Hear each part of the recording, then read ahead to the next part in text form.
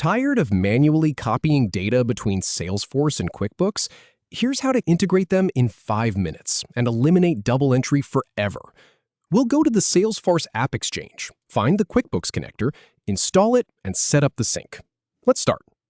First, open your browser and head over to the Salesforce AppExchange. If you haven't been there before, it's basically the App Store for Salesforce. Think of it like the App Store on your phone, but specifically for adding new features and connections to your Salesforce environment.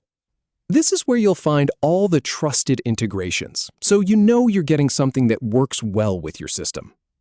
Now, type QuickBooks into the search bar at the top of the page. Just one word, QuickBooks. You'll see it start to populate suggestions as you type, but don't worry about that. Hit Enter to see the results.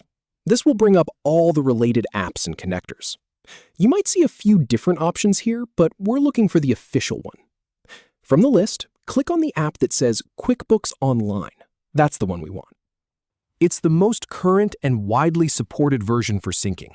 Make sure you're picking the online version and not an older desktop variant, unless that's specifically what you need. On the app page, you'll see a green button that says Get It Now. Click that to start the installation process. This is where the magic begins. The system will ask you to confirm a few things, but the actual install is pretty straightforward. You'll be prompted to log into your Salesforce account. Go ahead and enter your credentials. This is just standard security to make sure you're authorized to install apps in your org. I know, another login, but it's a necessary step to keep everything secure. Next, review and grant the necessary permissions for the integration. Now, pay attention to this one. The app needs permission to read and write data between the two systems. Don't just blindly click through. Take a moment to look at what it's asking for. It'll typically need access to things like accounts, contacts, and invoices.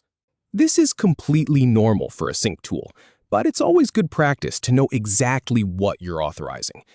Finally, configure which objects to sync and set up the mapping. This is the heart of the whole setup.